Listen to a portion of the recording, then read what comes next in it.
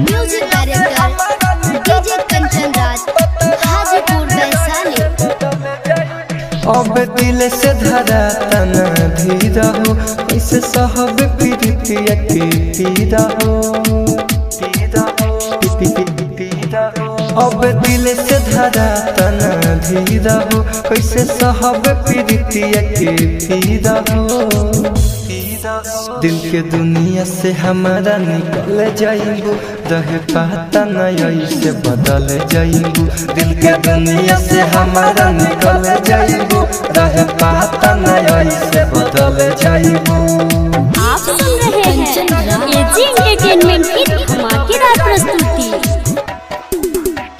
नीम चौक चौसीमा वैशाली।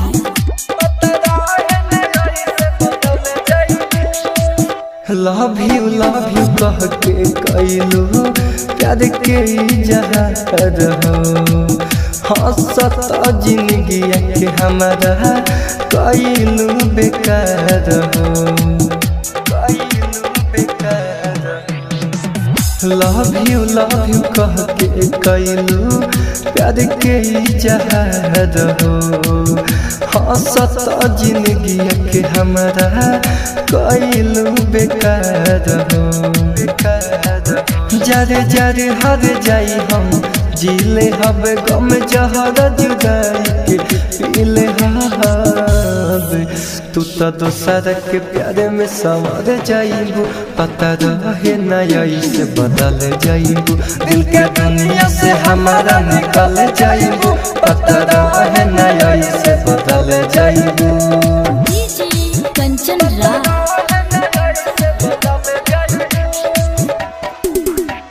नीम चौक चौसीमा वैशाली।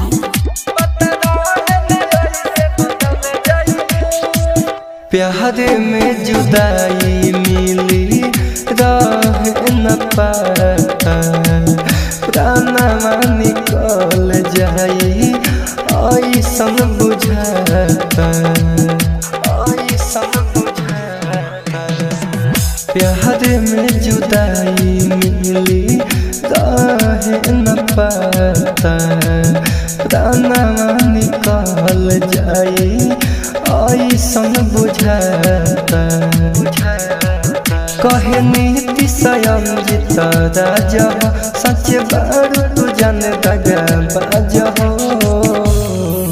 गंगा सागर के बहिया में चल जाइबू, पता रहे नया से बदल जाइबू। दिल के दुनिया से हमारा निकल जाइबू, पता रहे नया से बदल